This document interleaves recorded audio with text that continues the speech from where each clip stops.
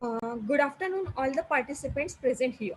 On behalf of Professor Ram Meghe, Institute of Technology and Research, Badnera, and Department of Computer Science and Engineering, I, Ms. Nehal Kuche, Assistant Professor, Department of Computer Science and Engineering, welcome you all in the online session of AICTE ISTE approved 1 week online short-term training program on research and publication ethics in association with Research Promotion Sale, PRMITR1 Badnera, and Computer Society of India Amravati chapter.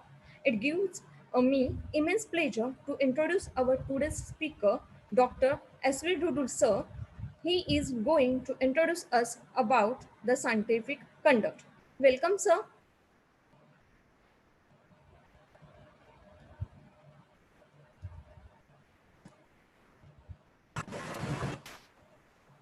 Hello. Uh, Welcome, sir. Dr. Sanjay Dudul, sir. He is a professor and head of Department of Applied Electronics, Faculty of Engineering and Technology, Sant Gadge Baba Amravati University. Sir has completed his BE in Electronics and Power Engineering, first class with distinction in 1986, Nagpur University with gold medal.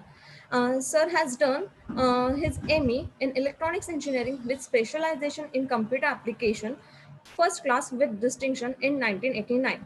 Sir has received PhD Electronics in Engineering, a topic of computational intelligence in 2003. He has got 32 years of teaching and 15 years of administrative experience, 14 years of research experience. Sir has one book published and more than 400 papers in various conference proceedings, journals at national and international level.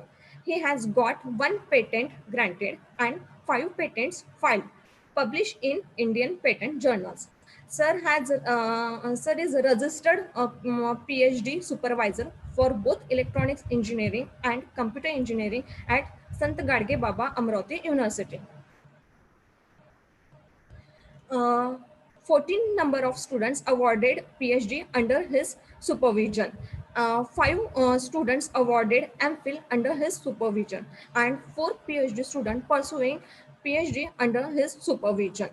Sir is a reviewer of IEEE transaction on neural network and learning system, instrumentation and measurement, pattern analysis, and machine intelligence, USA. Sir is also reviewer of Elsewhere, Science Direct, International Journals, Applied, Soft Computing, Neurocomputing, Expert System, and Application. Sir has worked as a mentor for MS software system program conducted by Abits Pilani. Sir has also member of World Science and Engineering Academy and Society International Working Group on Computers. He is a chaired session on neural networks at numerous international conferences. He acknowledges as an expert in neural networks by international communities such as IEEE International Neural Network Society, World Science and Engineering Academy, and Society. Elsewhere, Science Direct. He was invited to work as an adjunct professor of computer engineering at Vishwakarma Institute of Information Technology, Pune. Sir has received Eminent Engineer Award in 2005 by IE, India. Sir has also received Marquis Wu Award, USA in 2014. Sir is a fellow of the Institution of Engineer India since 2004, and the institution sir is also the fellow of the Institution of Electronics and Telecommunication Engineer since 2004. He is chartered engineer of the Institution of Engineers India since 2004. Sir has a various membership in professional societies like Indian Society for Technical Education, Computer Society of India, Indian Science Congress Association, Instrument Society of India, Institution of Electronics and Telecommunication Engineers, and Institution of Engineers India. Now, I request Dr. S.V. Dudul, sir, to proceed further session. Thank you, sir. Over to you, sir. Thank you, Kucha ma'am. Thank you, sir. Good afternoon, one and all. Can you hear me? Good afternoon, sir. Yes, we can hear you. Yeah. Good afternoon. Shall I share my screen? Yes, sir. Yes, sir.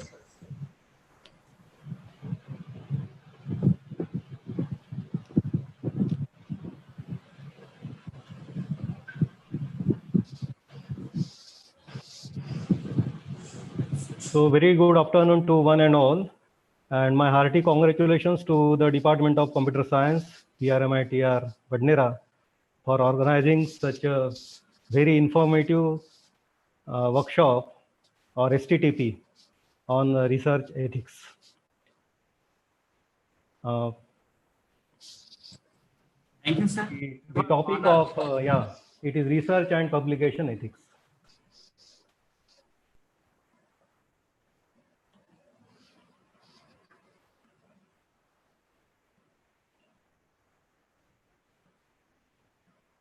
Professor Dr. Sunil Gupta, coordinator of this STTP, Professor Dr. G.R. Vamnote, former Dean of Faculty of Engineering and Technology, Sant Gadge Baba, Amravati University, Amravati, and now head of the department and also chairman board of studies, computer science and engineering. My all friends, my all colleagues from all different disciplines and different faculties, different colleges, very good afternoon to you. And today I would like to shed some light on scientific conduct in research. So scientific conduct in research, this is the topic of today's session. So I shall be presenting on this topic. What is ethics? To be sure, this is a quotation by Karl Popper. To be sure, it is impossible to prove the rightness of any ethical principles, or even to argue in its favor just in the manner in which we argue in favor of a scientific statement. Ethics is not a science. It is true, it is not a science. But although there is no rational scientific basis of ethics, there is an ethical basis of science and rationalism. So Sorry to this interrupt you, sir. statement- Yeah. I think your screen is not shared. Sorry. Is it not shared? Yes, sir. And it is not visible. I have clicked on that. Just a minute. Sir, there is option called share screen. Yeah. Then you can share your PPT or your entire screen.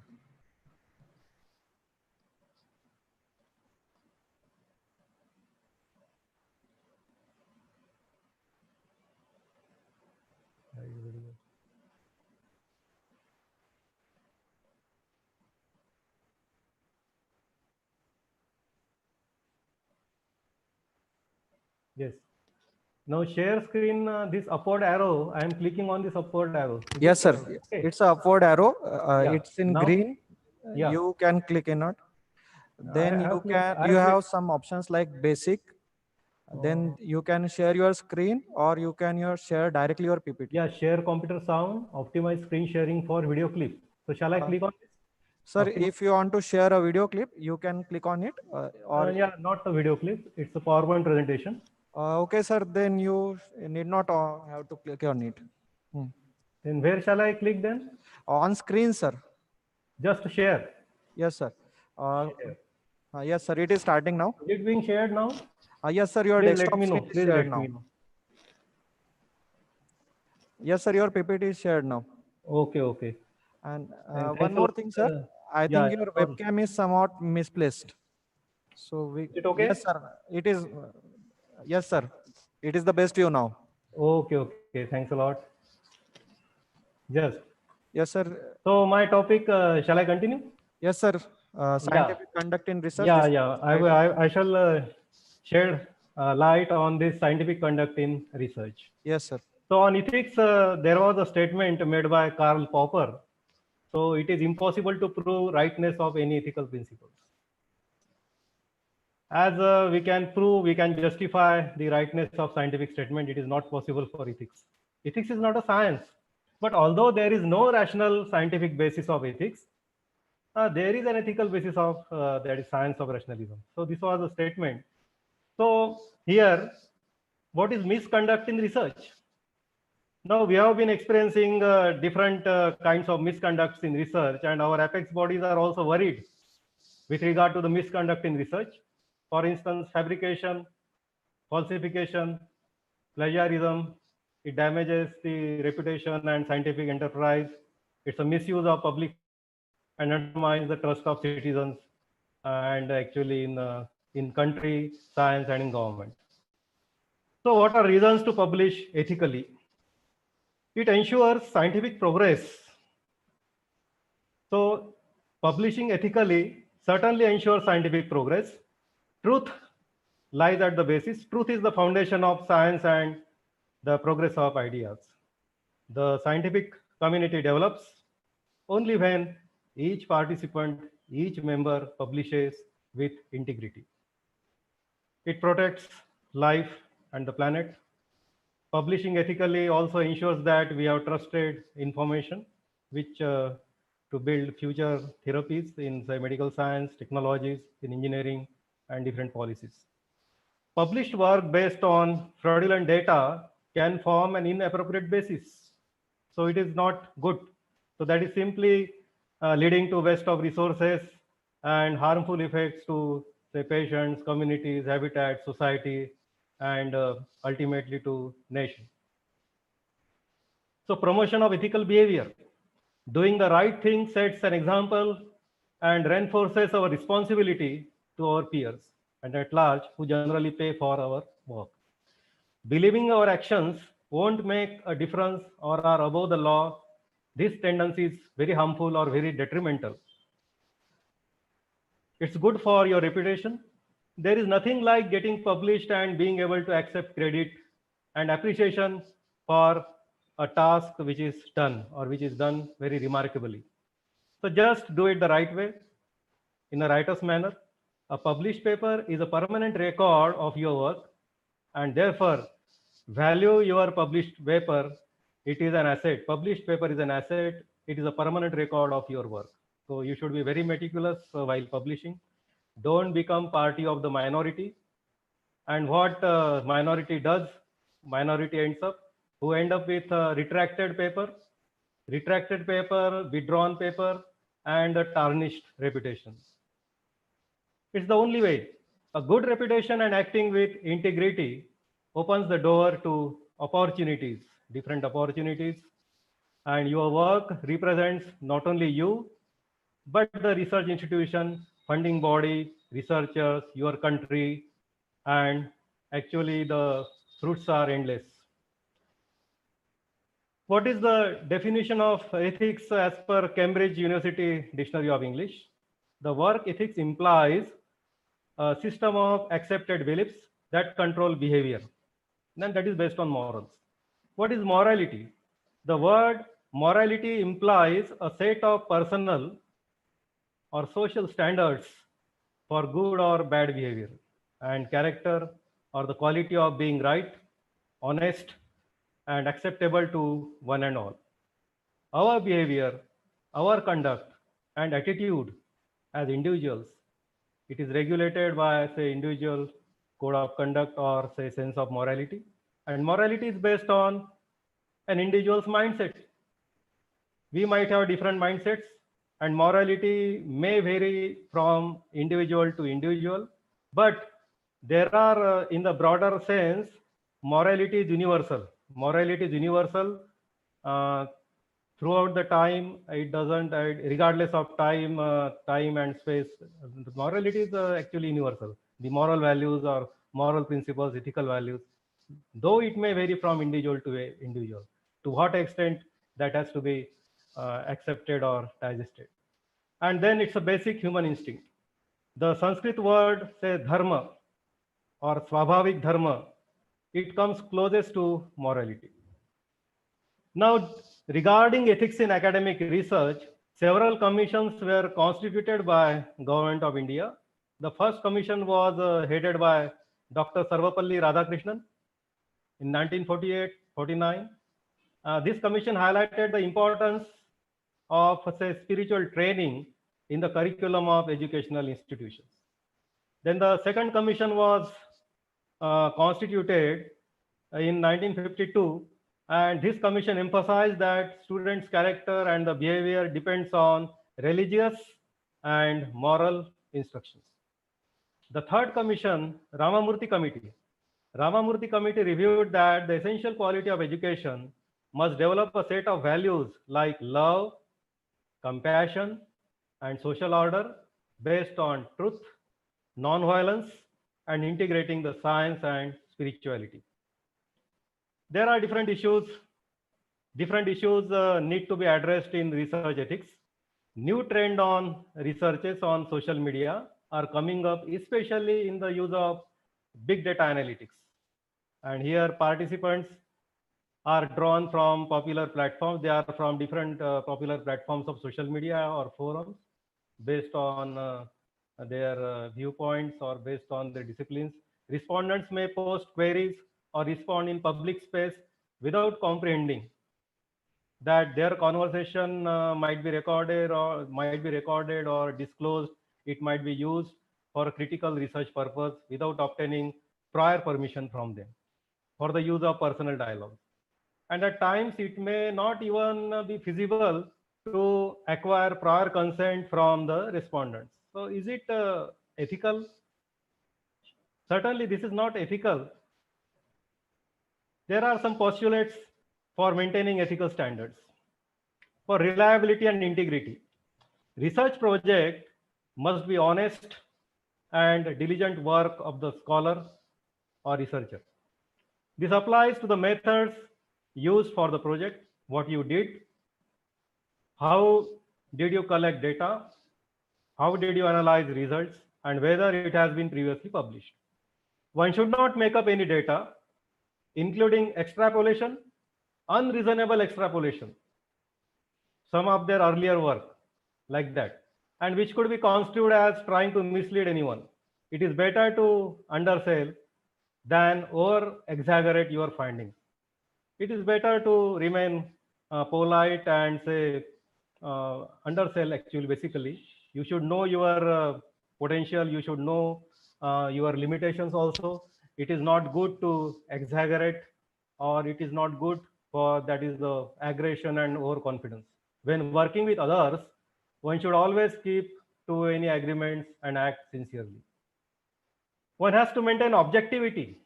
One should focus to avoid bias in any aspect of their research, including design, data interpretation, and peer review. One must focus. One should not be prejudiced. One has to avoid bias. For example, researcher should never recommend as a peer reviewer someone he knows personally, he has worked with. And he should try to ensure that no groups are inadvertently excluded from your research. This also means that there is a need to disclose any personal or financial interest that can affect the research proposal. Genuineness is another very important quality. Researchers should always be prepared to share data and results along with any new that is researchers, any new techniques which has been developed when she or he publishes his findings. So he should always be prepared to share data and results with peers, with the other reviewers and the editors of the journals if it is necessary. This helps to further knowledge and advance science. One should also be open-minded to the criticism and new ideas. Often the reviewers might be very harsh and they might criticize, but you should be open-minded. You should accept their criticism with sportsmanship. Work must be reviewed carefully and critically to ensure that the results are credible, trustworthy. It is essential to keep full records of your research. If you are asked to act as a peer reviewer, you should take the time to do the job effectively and fully. Many of you might have been invited for the reviewing, say, papers. And though you might be extremely busy, extremely hectic in your different assignments, even then, I request you to do this job effectively and fully. One should pay respect for intellectual property. One should never plagiarize or copy other people's work and try to pass it off as if it is your work. Researchers ought to seek permission before using other people's tools, methods, unpublished work, unpublished data, or results. If you are not doing this, it's a plagiarism. Obviously, one needs to respect copyrights and patents. One must respect the laws and all these legal instruments. If you are in doubt, please acknowledge to mitigate any risk of charge of plagiarism. There is a need to show respect for anything, data, or suggestion, or idea that has been provided to you with confidence. There is a need to show respect. I would list down some guidelines for ethical research conduct. Say honesty. Honestly report data, results, methods, procedures, publication status, your simulation. So you should report honestly so that other researchers, other peers can reproduce, can repeat the experiments, can repeat the simulations, and they can confirm the results. So honesty is important. Objectivity. One has to strive for objectivity in experimental design or the simulation design, the data analysis, data interpretation, peer review, personal decisions, then proposals for grant writing, expert testimony, and other aspects. So objectivity is another very important parameter. Openness. We should not be narrow-minded. We should not be confined to ourselves. We should be open now. So with confidence, we should be able to share our data, our results, our ideas, tools, materials, and resources, so that this can be used and reused by the researchers, by the colleagues and others, so that they can justify or they can confirm, and then they can also affirm the utility of our techniques. Be open to criticism, because whenever we are suggesting, we are recommending, we are suggesting some new ideas, new solutions, criticism will be bound, criticism will be there. We can't avoid criticism, but we must be open to criticism with critical thinking, and we should accept criticism. If we have missed something, if there are any lacunas, if there are any weaknesses, then we can improvise. That is also possible. So we can actually do better. Confidentiality. That is, protect confidential communications such as papers or grants submitted for publications.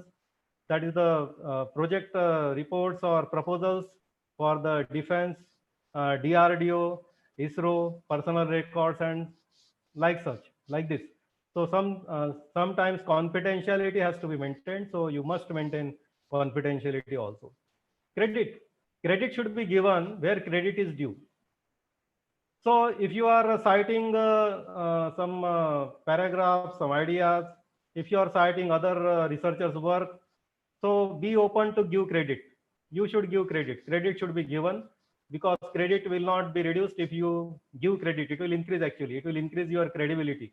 Credit should be given where credit is due, but not where it is not due. And then education. Scientists should educate prospective scientists and ensure that they learn good science. Scientists should educate and inform the public about science, the education. Social responsibility, of course, whenever we are conducting research, so we must closely actually follow the social responsibility. What would be the outcome of our research? Will our society be benefited from the outcome of my research? What are the deliverables of my research work? So we should be committed to the prosperity, to the development of our society, of our country. So this is obligatory. Legality.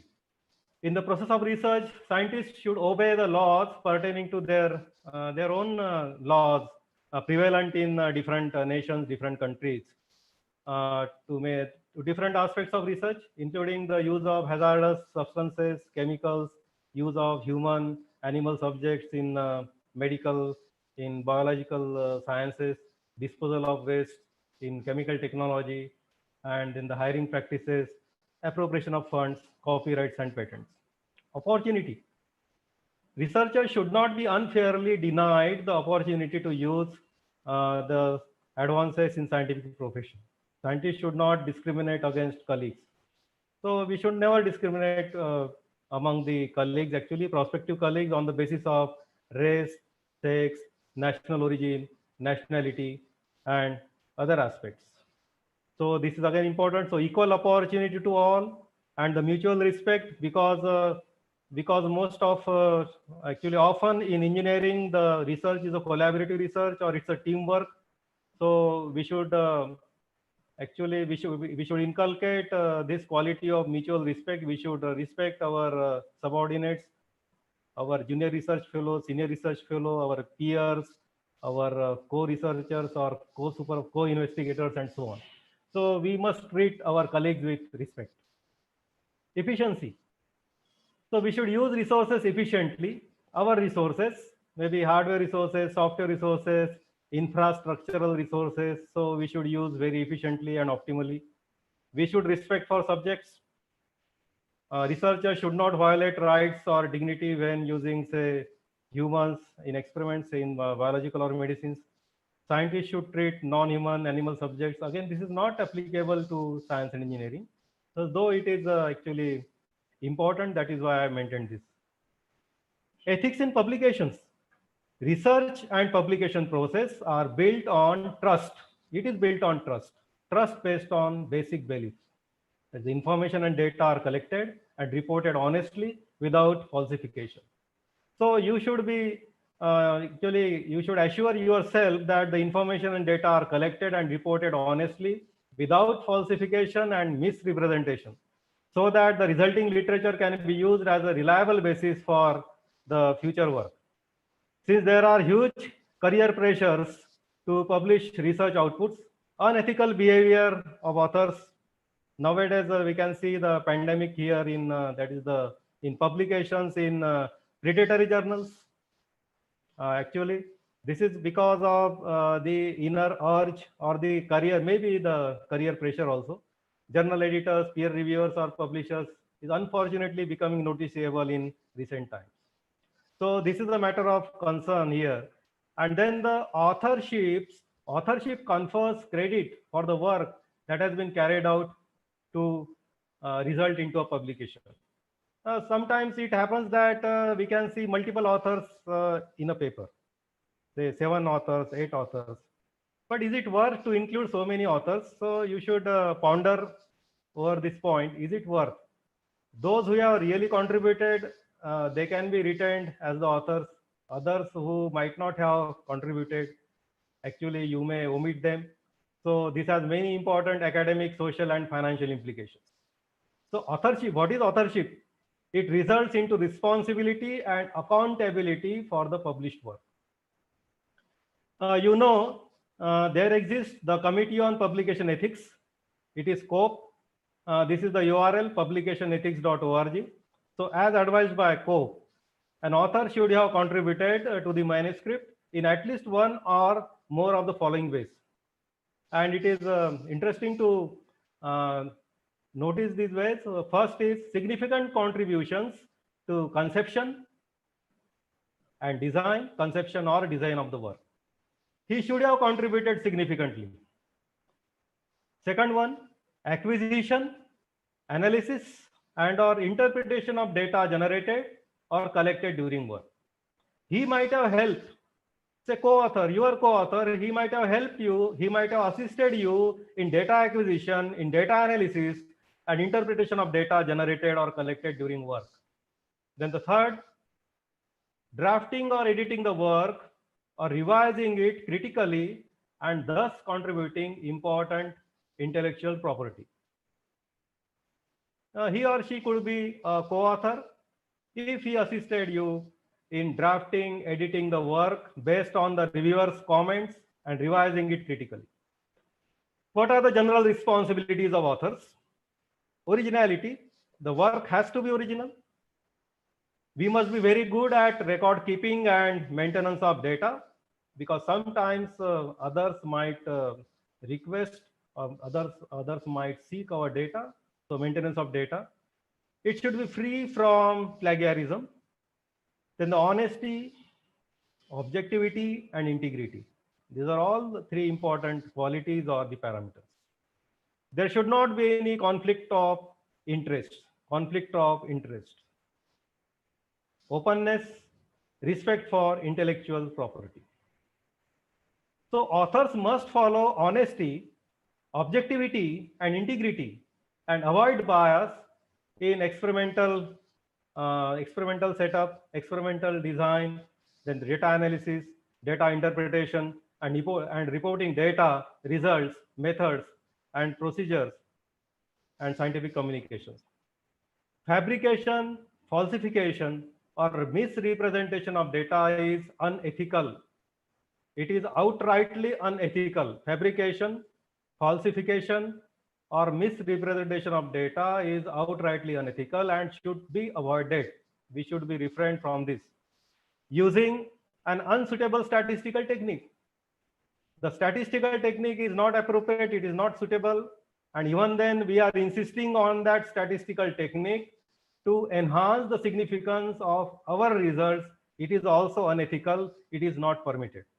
So intentionally we are employing unsuitable, inappropriate statistical techniques to enhance the significance of our results. So it is again unethical, it is prohibited. Respect for intellectual property. It is the author's responsibility. It is our responsibility to honor patents, copyrights, and other forms of intellectual property.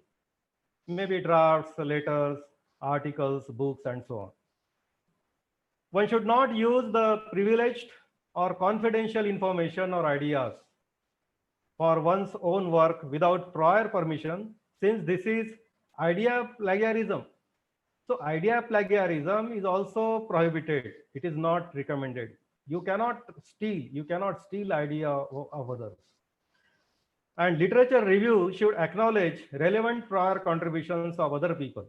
You should duly acknowledge the relevant prior contribution from the other people, other researchers.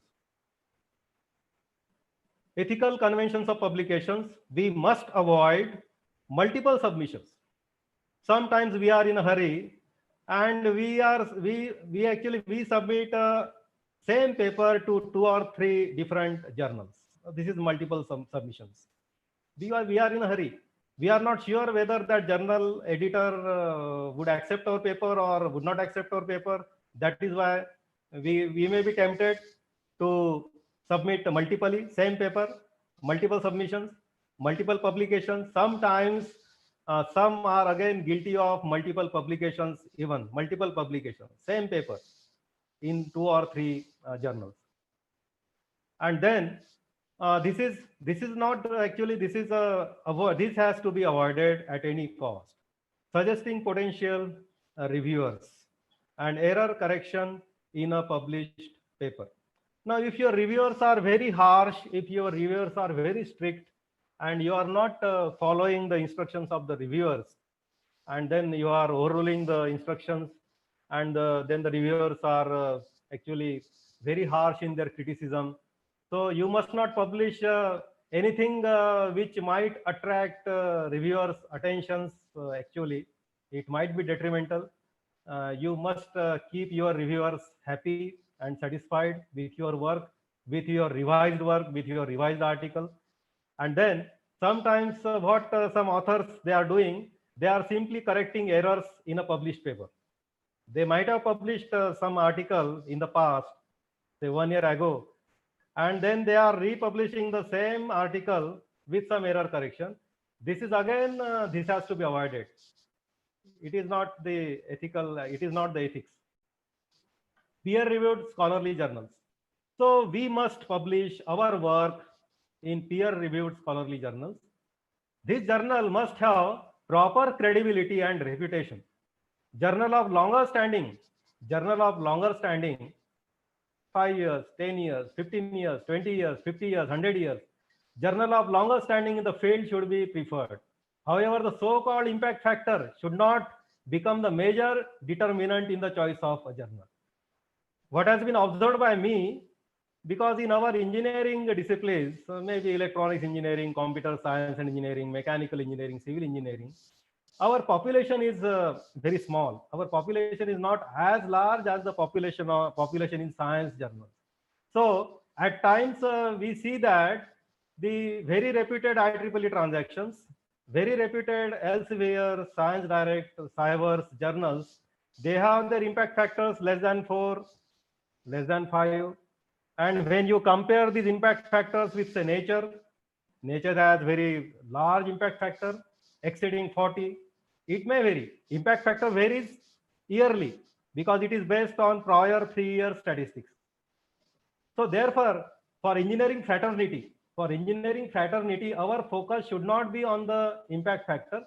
Our focus should be on the credibility and reputation of the journal. So higher impact factor does not necessarily mean that the journal is a very high quality. It is not true for engineering, basically. Journal is published regularly and punctually and should have well-defined peer reviews. So what should be the characteristics? What should be the desirable characteristics of the journal?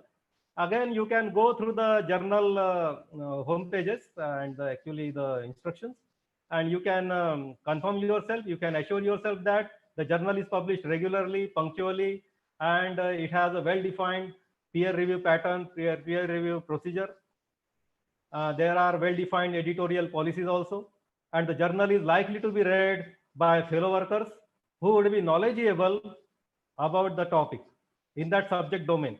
Because if we are performing research in computer science and engineering and we are submitting the article to say biomedical, for example, sometimes the reviewers are from biomedical. They might not be aware of the computer science and engineering jargons and terminologies. So reviewers might not be adequate. They might not dispense justice. So you should also very meticulously go through the theme of the journal, what topics the journal will be covering, and so on. The author should look at the articles published in the given journal in recent times. So you can have a quick, at a glance, quickly you can have a look at the articles published in the journal for the last 3 years or the last 2 years, so that you can gather idea how the articles are published, on what topics the articles are being published by different researchers. So that you can decide, you can make a decision. Payment of open access charges should generally be avoided. So you should not, because some journals, some editors, they offer you, that is they give you offer, that is a pay for open access charges. So you should never do this, because the copyright laws, they are violated here. So therefore, we should not do these things, that is payment of open access charges. Several institutions differentiate between journals published within and outside the country.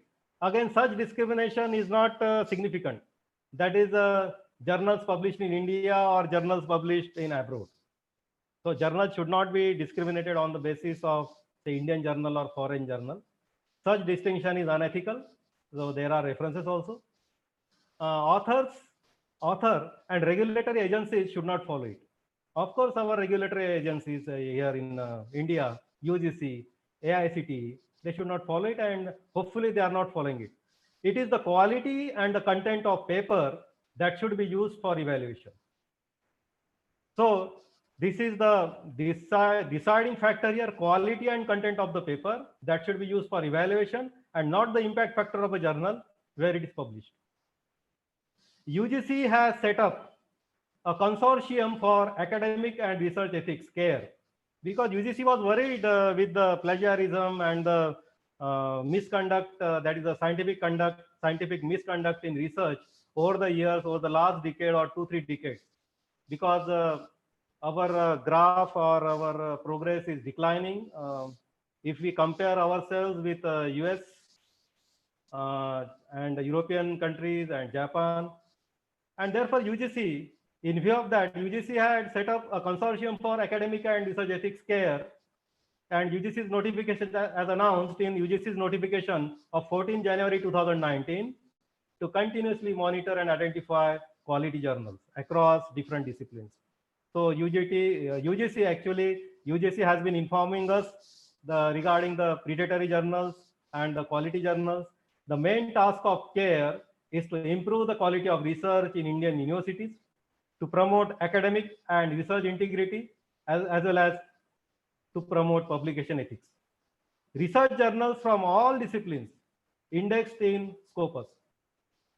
Now, if you don't have time to peruse the long list of the journals on the UGC website, then what you should do? The rule of thumb, the research journals from all disciplines indexed in Scopus, they are trustworthy.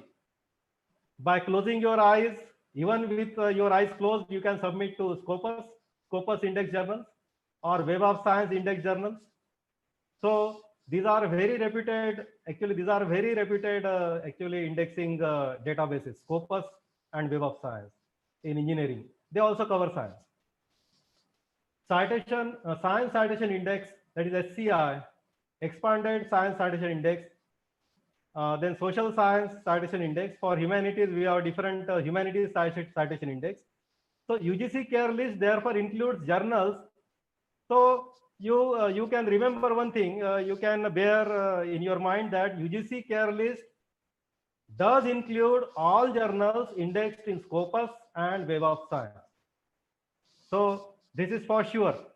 So you need not peruse, you need not browse the entire list of the journals, so whether the journal is approved by UGC or it is not approved by UGC. So plagiarism, again in my topics, plagiarism was mentioned. Therefore, very briefly, I will cover some different aspects of plagiarism. One of the most common types of plagiarism or publication misconduct is plagiarism, when one author deliberately uses another's work. When we use deliberately, we deliberately use another's work without his or her permission or acknowledgement or credit. It can take different forms. It could be literal copying, verbatim copying. It could be literal copying to paraphrasing someone else's work. So we have data plagiarism, words and phrases plagiarism, and ideas and concepts plagiarism. It has varying different levels of severity, such as how much of someone's work was taken, a few lines, whether you are copying few lines, whether you are copying a few paragraphs, whether you are copying a few pages, or you are copying the entire article. What was copied? Results were copied, methods were copied, or introduction section was copied. When it comes to our work, always remember that crediting the work of others, including the work of our advisor, our supervisor, research supervisor, or our own previous work, we are not authorized to actually use our own previous work even. It's a critical part of the process. So it is coming under self-plagiarism. You should always place your work in the context of the advancement of the field and acknowledge the findings of others on which you have built your research. Sometimes it is a controversial topic, that is idea plagiarism. Idea plagiarism. Because idea can be clicked on different minds, different human minds. So using the opinion, research idea, method, or system of analysis, and its results without appropriate credit is a form of idea plagiarism. So it is again a plagiarism in modern world, in modern society. Idea plagiarism often occurs among researchers writing a paper for the first time. During the process of writing the introduction, for instance, idea plagiarism. When the researcher develops ideas proposed in another paper, while explaining the background information of his research topic in the introduction, if it does not cite properly the original sources, then readers may mistake the argument as that of the researcher. This is the idea plagiarism. Inappropriate passage citations. A writer may think that there is no problem with taking an entire passage of text from other researchers' work, word for word, verbatim, if credit is given at the end. But again, this is not allowed. This is again a plagiarism. Comprehensive citation. Sometimes what happens, we are identifying a very seminal paper. We are identifying very significant and seminal research publication. and our entire research work, our entire research work is based on that one seminal research publication. So it is a comprehensive citation. The term comprehensive citation describes a single representative citation in the beginning or at the end of the passage, instead of including individual citations for each text. So this is technically a form of plagiarism, because similar to the above example of, say, inappropriate passage citations, readers cannot differentiate between the extracted passage and the own work or the original work. So this is very important, self-plagiarism, because we feel that we are author. I am an author, so I have every right to extract or to take some portion of my previously published article. I may think in that direction. So self-plagiarism, many of us may be tempted to involve or indulge in self-plagiarism, that is text recycling. Self-plagiarism is the reuse of a small portion of one's own published research in a new research article or a book. Because the term self-plagiarism sounds awkward, this sophisticated term is used. That is, this term is known as text recycling. We have our text and we are just recycling our text. So it is more common word. So when a researcher writes a paper using the data acquired in the same experiment or, say, investigation method described in his previously published paper, the general consensus among the journal editors is that using the same description of the method section does not fall under self-plagiarism. Even the plagiarism checking tools like Authenticate, Turnitin, they may help us for this self-plagiarism. They may not take into account some Authenticate or Turnitin also. But then this issue should be addressed very carefully. We should try to avoid self-plagiarism as far as possible. Though Authenticate may omit, though Turnitin, though Urkund may not consider this self-plagiarism because it is relative, and it is because the reviewers might not be expert in your field, or the editors might not be aware of your domain or particular expertise, so that may happen. But then we must not actually indulge in this activity of self-plagiarism. Expert opinion regarding self-plagiarism proposed on the question and answer forum of Authenticate 17, International Plagiarism Detection Service, also presents a similar view. So this was the view presented by Authenticate. Somebody asked a question: if a scientist is describing a method that is used in different papers, can they use that same description? So the answer was provided here. Anecdotal feedback from cross-check members indicates that editors are largely unconcerned with plagiarism in method sections. In fact, it has been requested that Authenticate includes a feature that excludes methods from originality check. An editor reading the paper as a subject specialist will understand that there will necessarily be a degree of overlap or the same method section if the same method has been used. So this is what is happening here. Using text considered to be common knowledge. However, it is difficult to determine whether the corresponding text is common knowledge or whether it is a common knowledge. So common knowledge is not a plagiarism, but how to decide whether the text is a common knowledge or it is not a common knowledge.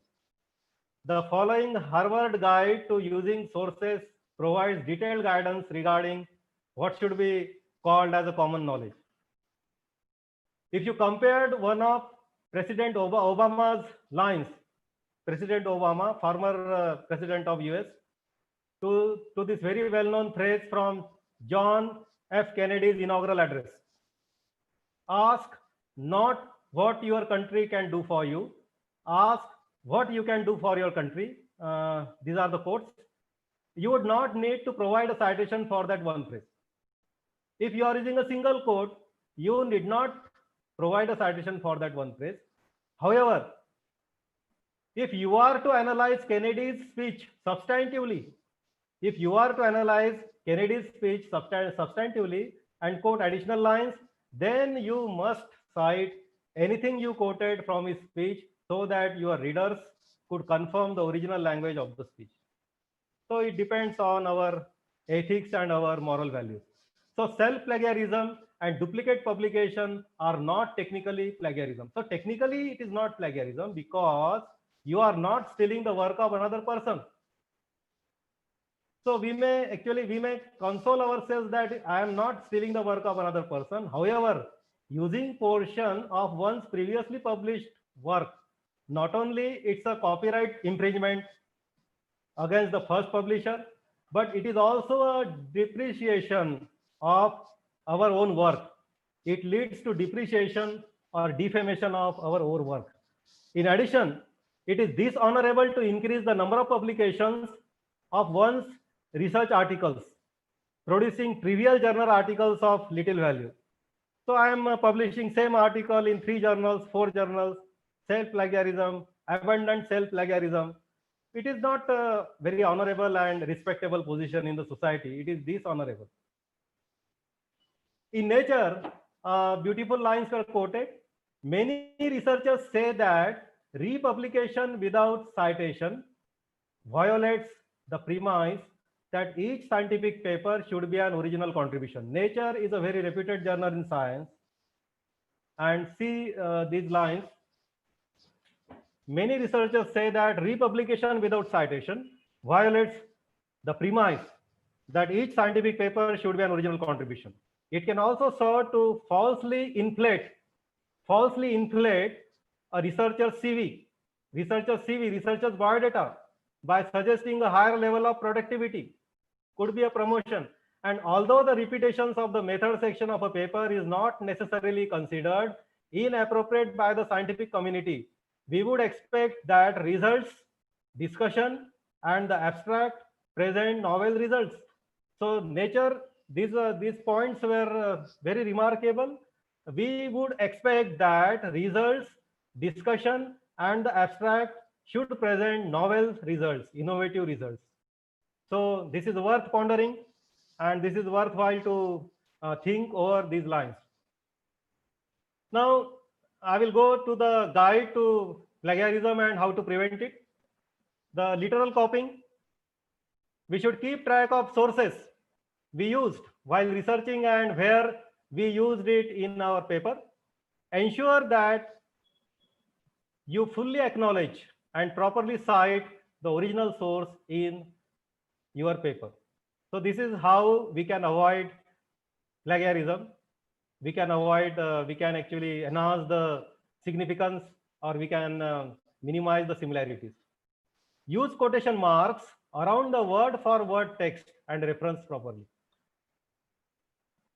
If actually, if you feel that it is necessary to put entire sentences of paragraph, then you must use quotation marks around the word for word text, verbatim text, and reference it properly.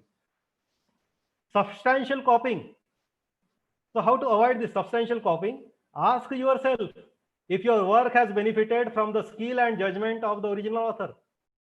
We can introspect whether I am benefited from the skill and judgment of the original author or the prior research article, prior research work. The degree to which you answer yes, the confidence to which you answer yes will indicate whether substantial copying has been carried out or not. So substantial copying has to be discouraged. If so, be sure to cite the original source. So be open and be sure, be confident to cite the original source. Paraphrasing, reproducing someone else's ideas while not copying word for word.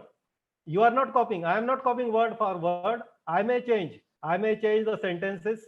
I may change the words, but without permission or without acknowledgement of the original source. Sometimes this has been happening. That is a paragraph is copied and then the entire paragraph is transformed. You can change the grammar, you can change the sentences, you can change the words. And then this is actually a paraphrasing. This is paraphrasing, but you are not acknowledging. We are not acknowledging. We are not citing. So it's a paraphrasing. Paraphrasing is only acceptable if you properly reference the source and ensure that you are not changing. You are not changing the meaning intended by the source. You do not have any right. You don't have any right to change the original meaning intended by the source. So how to avoid this? How to avoid this paraphrasing? Make sure that you understand what the original author means. Make sure you read twice, thrice, and ensure that you understand thoroughly. Never copy and paste words that you do not fully understand. This is very important. Think twice. Think about how the essential ideas of the source relate to your own work. Think here. Compare your paraphrasing with the source to make sure you retain the intended meaning, even if you change the words. Text recycling. Text recycling. It is again a sophisticated terminology, synonym for self-plagiarism. Text recycling. Reproducing portion of an author's own work in a paper and resubmitting it for publication. Resubmitting it for publication to another journal. So this is text recycling, self-plagiarism. Put anything in quotes that is taken directly from a previously published paper. If I can't avoid this text recycling, what I can do, I can put that paragraph, so many sentences in quotes that is taken directly from the previously published paper, and make sure to reference the source accordingly. Again, it is our responsibility, though we are our own authors, even then it is our responsibility to reference the source accordingly. Otherwise, some plagiarism checkers, they might point out these similarities. Simultaneous submission. This point is again important. Simultaneous submission, because we are not sure. We are not sure. I am submitting paper to IEEE transactions. At the same time, I am submitting paper to Scopus or Cyber's journal, because I am not sure whether IEEE would be accepting my paper or not.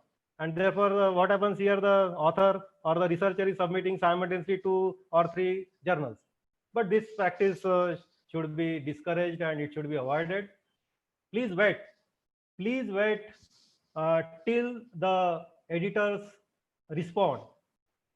You submit to the first particular journal and wait until the editors respond. Authors have an obligation to make sure their paper is based on original work, never published work. Intentionally submitting or resubmitting work for duplicate publication, it is considered as violation of publication ethics. Intentionally submitting or resubmitting work for duplicate publication, it is intentional and for increasing the citations, but this should be discouraged. It has to be prohibited. Simultaneous submissions occur when a person submits a paper to different publications at the same time, which can result in more than one journal publishing that particular paper. Duplicate or multiple publication results when 2 or more papers without full cross-referencing share essentially the same hypothesis, same premises, methodology, data, discussion points, and/or conclusions. This can occur in varying degrees. Literal duplication, partial but substantial duplication, or even duplication by paraphrasing. One of the main reasons duplicate publication of original research is considered unethical. What is the main reason? It can result in inadvertent double counting or inappropriate weighting of the results.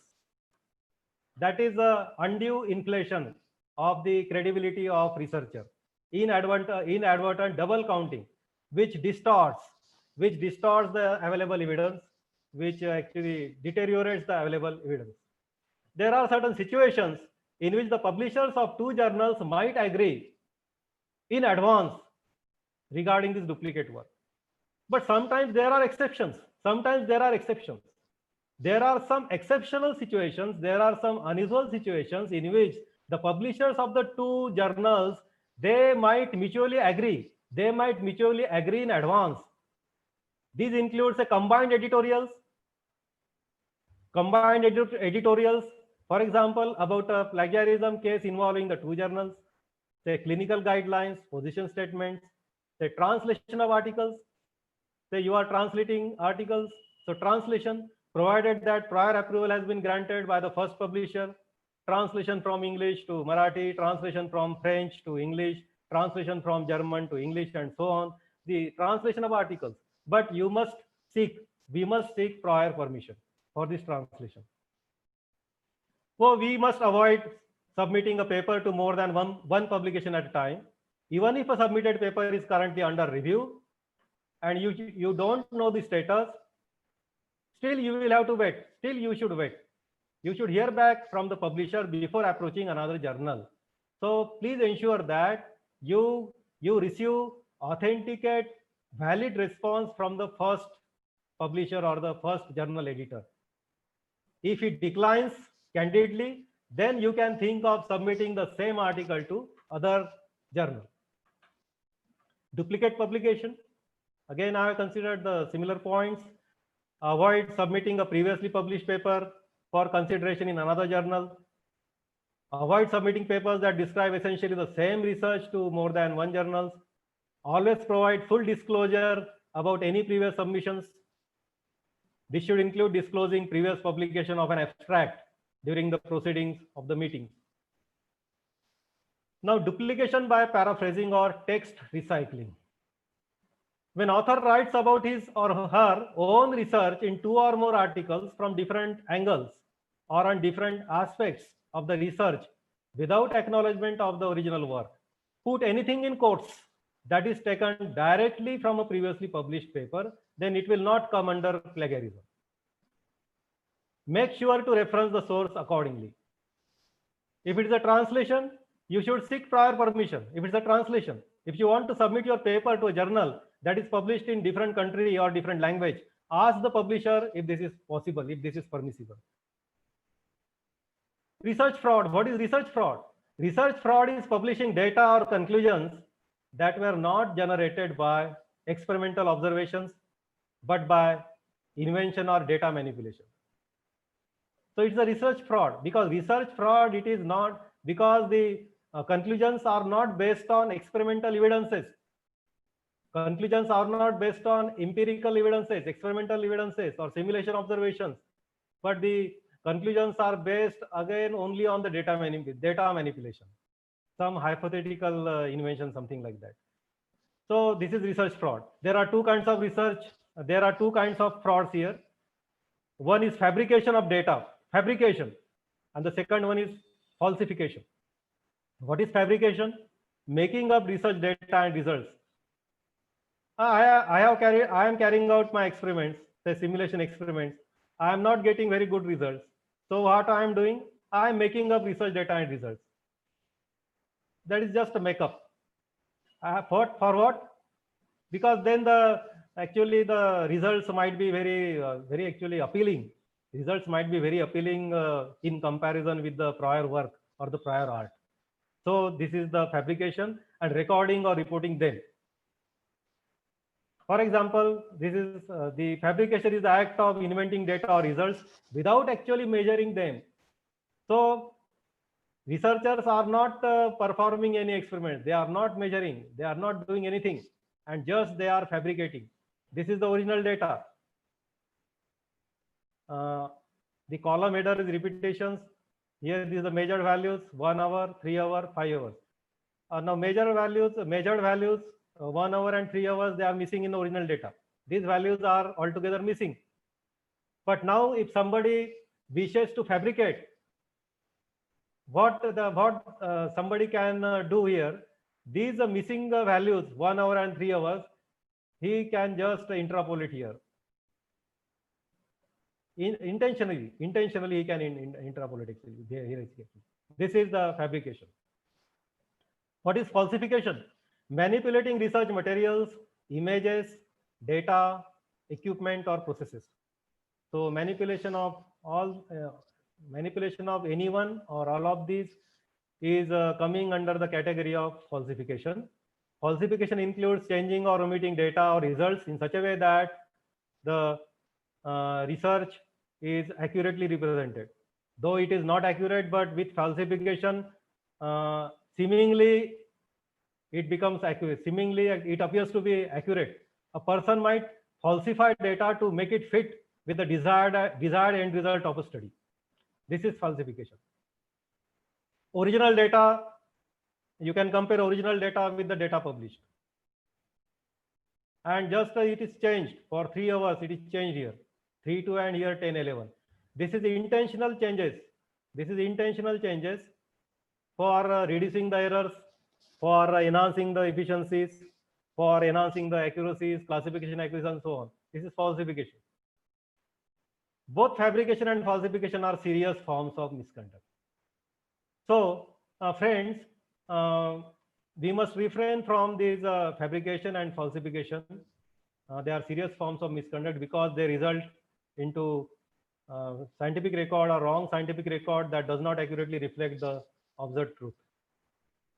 These are the frauds basically. Digital image enhancement is acceptable. If we are reproducing image, then some enhancement is possible, acceptable. However, a positive relationship between the original data and the resulting image must be maintained to avoid creating unrepresentative data or the loss of meaningful signals. If we are copying a figure, if we are copying a block diagram or a photograph, and then we are doing enhancement to such extent that the original meaning has been lost, then it is not acceptable. It is not acceptable. If a figure has been significantly manipulated, you must note the nature of the enhancement in the figure legend or in the materials and method section. Again, you can give appropriate citations here. What about unintentional error that comes across as misconduct? What about unintentional? Sometimes unknowingly we commit errors. According to US Office of Research Integrity, research misconduct does not include unintentional errors or differences of opinion, but it is best never to have the integrity of our work come into question. For our sake, actually, it is best never to have integrity of our work come into question. So we must avoid this because we should revise, we should reperuse, we should actually review our papers n number of times to minimize the possibility of errors. As a researcher and author, it is essential to understand what constitutes appropriate management, including data collection, appropriate research management, including data collection, retention, analysis, and reporting in accordance with responsible conduct of research. So it is necessary to understand the constituents of the research management: data collection, retention, analysis, and reporting. Now, some general guidelines which may vary from field to field, discipline to discipline, or maybe publisher to publisher. What are the general guidelines? Images may be manipulated for improved clarity only.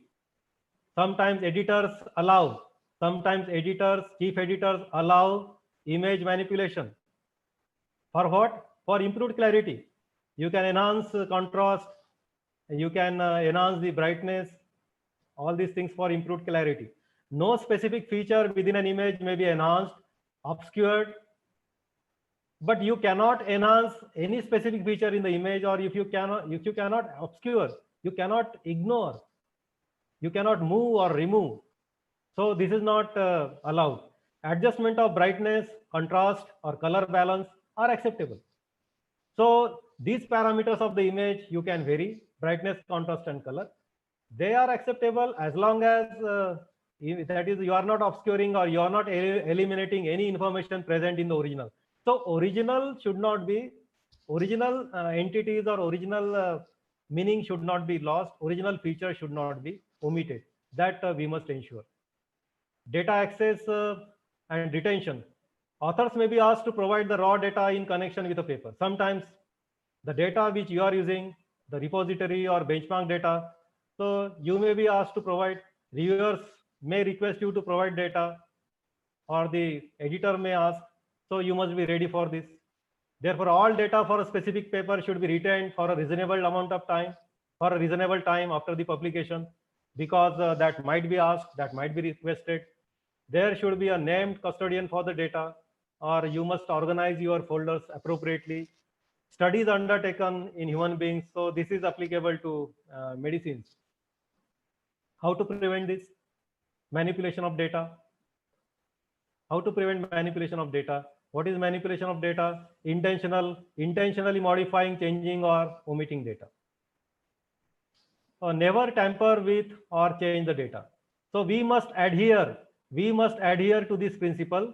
Never tamper with, or I will never tamper with my data, or I will never change my data. Keep meticulous record of my data. Keep meticulous record of your data.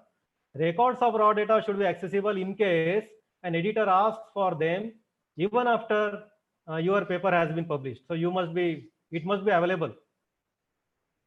Understand the publisher's policies on data before you submit a paper. So you should go through the policies. Whether manipulation of data images, it is allowed. No, it is not allowed. Data images may also include research materials, processes, tables, equipments. If you need to adjust an image to enhance clarity, ensure that you know what is considered acceptable before submitting your paper. You can drop an email to the editor, and then editor may respond you. Then you can take a decision. Even if the image manipulations are considered acceptable, report it to the publication. Report it to the publication in charge before submitting your paper. Review any data images used to support your paper against the original image data. This is salami slicing. What is salami slicing? This is very interesting term. Sometimes the students are undertaking research work under some supervisor, research supervisor, and he has carried out his or she has carried out her research work. Now, what is the temptation amongst the minds of the young researchers? Because I have done some research work. Why can't I publish 3 or 4 papers from the same research work? That is the slicing. This is the slicing of research that would form one meaningful paper into several different segments, several different slices. This is known as salami publication or salami slicing. Again, this is not allowed actually. Those students are doing, though novice researchers are doing salami slicing, but this is never encouraged. This is not encouraged actually. Unlike duplicate publication, which involves reporting the exactly same data in 2 or 3 journals, in salami slicing, what we are doing, what authors are doing, in salami slicing, authors are breaking up or segmenting a large study into 2 or 3 different publications. So it is breaking up, splitting up. And these segments are referred to as slices of a study. As a general rule, as long as the slices of a broken up study share the same hypothesis, methods, methodology, this is not an acceptable practice. We must avoid this. The same slice should never be published more than once. Again, the reason, according to US Office of Research Integrity, salami slicing can result into distortion of the literature by leading unsuspecting readers to believe that data presented in each salami slice is derived from a different subject sample. This not only skews, this not only skews the scientific database, but it does create repetition that wastes readers' time, as well as the time of editors and reviewers who must handle each paper separately. So it is not fair. But there are exceptions to this salami slicing. What are the exceptions? Exceptions we can find in medicines and medical science. There are instances where data from large clinical trials and epidemiological studies, say the pandemic. For example, we have been witnessing pandemic, COVID-19. So it has affected more than 200 countries. And here the researchers undertaking work on this pandemic, say vaccination, they are publishing papers simultaneously or such that they address different and distinct questions. So this is not actually the salami slicing. This is the respectable exception. In these cases, it is legitimate to describe important outcomes of the study separately. But here, one thing we must follow, each paper should clearly define its hypothesis and be presented as one section of a much larger study. It is a one section of a much larger study. How to prevent salami slicing? How to prevent? Certainly we can prevent this. Avoid inappropriately breaking up data from a single study into 2 or more papers. We can do this. We can ask our students to do this, to follow this. Avoid inappropriately breaking up data. When submitting a paper, be transparent. When you are submitting a paper, be transparent. Nothing is confidential. Send copies of any manuscripts closely related to the manuscript under consideration. You can send copies to the editors, to the chief editors, to the journal. This includes any manuscripts published, recently submitted, or already accepted. There is another terminology, inverse of salami. Inverse of salami, it is Himalayas publication. If you salami is spelled backward, IMALS, it is Himalayas publication. What is this Himalayas publication? It is inverse of that concept of salami publication. It is publishing a similar paper after increasing the investigation period. Now, researcher might have published a paper. He might have published a research paper. He might have conducted the experiment on a smaller scale. Now, what he is doing or what she is doing, now she is increasing the investigation period, and she is increasing the scope of the experiment, same experiment, she is increasing, she is redefining the experiment and so on, or the number of subjects of the previously published papers, reinvestigating the same hypothesis. So this is inverse of salami, that is from smaller to larger. For smaller to larger, this is Himalayas publication. Publishing the results of investigating 100 subjects on the identical topic, investigated, say, you might have investigated, say, 10 subjects. So this is the Himalayas publication. Utilization of similarity test software. How we can utilize similarity test software? Certainly, the search engine and the database, they are the two pillars of the similarity test. This is because the subjects of comparisons are compiled in a database, and the search engine is used to check how similar the data in the database are to the selected test. Then similarity can be tested. Sometimes it is similarity, sometimes it is significance. So it can be tested using an index of internet sources using Google or other search engines, or by utilizing separately compiled database and search engines. So there exist different databases for research engineering. For instance, ARXIV, it's a database developed by NASA for mathematics, physics, computer science. It can be used. ACM Digital Library for computer science and engineering. IEEE Explore for computer science, electronics, electrical, instrumentation, engineering. Compendex, again, it is general, can be used for all engineering disciplines. InSpec, it is indexing database of scientific and technical literature published by the Institution of Engineering and Technology, IET. EI Compendex, so this is a general Compendex.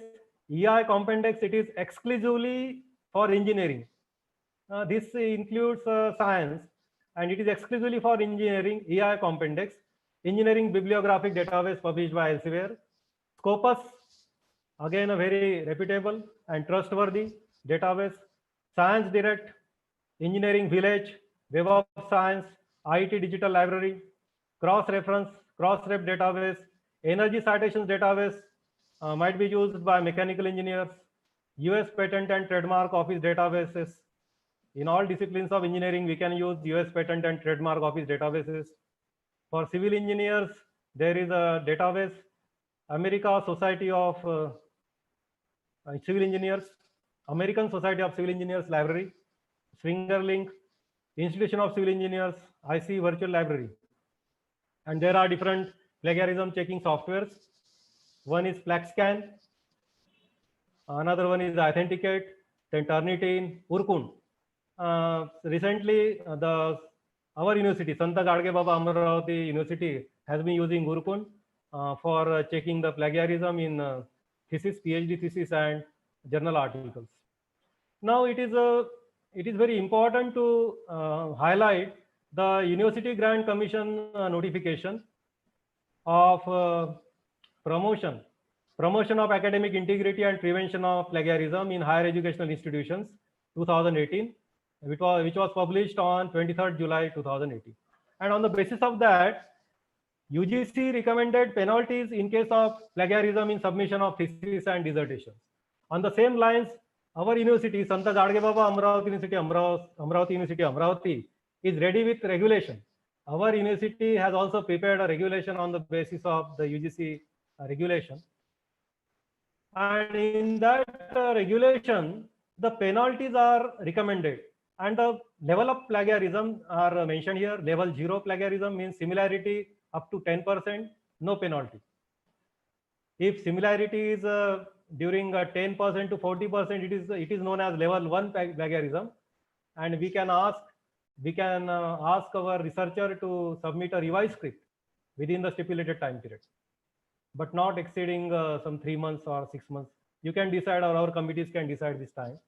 Level 2 plagiarism, here the similarity is above 40% but below 60%. The concerned candidate should be debarred from submitting a revised script for a period of 1 year. So this is serious. Level 2 plagiarism is a serious offense. And level 3 plagiarism, if the similarity exceeds 60%, it is very serious offense. The registration for that candidate for that program shall stand cancelled. Then the repeated plagiarism. If the student has been repeating the plagiarism n number of times, then he must be punished. So these are all the penalties, and actually in totality, all these penalties, actually entire table has to be followed by the university because it is the mandate of the UGC. The earlier table showed the penalties for the thesis, and now this table, it depicts the penalties in case of plagiarism in research papers or research articles. Level 0 plagiarism, similarity up to 10%, no penalty. So actually we can take it granted that if the similarity is below 10%, then we should be happy. And if it is less than 10% in PhD thesis as well as MTech thesis, ME thesis, or say research article, then it is acceptable. But even then, we must try to lower this 10%. Why is it not possible? It is possible. Nothing is impossible. If the plagiarism is 10%, then that particular student, then that researcher can definitely revise the manuscript in such a way that from 10%, the similarity will come down to 4% or 3%. So it is a challenge, and this challenge must be accepted by the researcher or the student. Level 1 plagiarism, that is 10 to 40%, shall be asked to withdraw manuscript, because it is the question of reputation of the institution, engineering college, university. If student or author has submitted an article to the university for checking the plagiarism, and if in the certificate it is mentioned that it is in between 10% to 40%, then that concerned student or researcher should not submit. He should withdraw, or she should withdraw the manuscript, and he should thoroughly revise the manuscript to decrease this particular similarity. If it is above 40% and less than 60%, then again it is very serious. Basically, if it is above 60%, again it is serious. So this is regarding the plagiarism in the research articles. Now the different journals may follow different policies for the plagiarism. For instance, IEEE transactions may follow different policy. They may increase this bar of 10% to 20%. It may happen. It may happen for research articles or in the proceedings, in the conference proceedings. But journals are very strict. In conference proceedings, they may allow you to 20%, to the extent of 20%. But it may vary. You must get it confirmed from the particular journal or particular conference proceedings, whether they can allow more than 10%. But it is always good to lower this 10%. For my presentation, I used prominently these references. I have not included all references. This is the prominent reference, Ethics by Indian National Science Academy, New Delhi, published in 2019. Then Elsevier published Ethics in Research and Publication recently. Then I have also gone through the manual for research and publication ethics in science and engineering, printed in South Korea. This is recent. UGC public notice on academic integrity. This notice was issued on 14 June 2019, hardly a year ago. And then the regulations and the consortium for academic research and ethics, CARE. With this, I would like to conclude. I thank you one and all for patient listening. And if you have any questions, please feel free to ask questions. Thank you, sir. Participant can raise their hands and then we will unmute them. Okay, sir. Okay. I am on the line.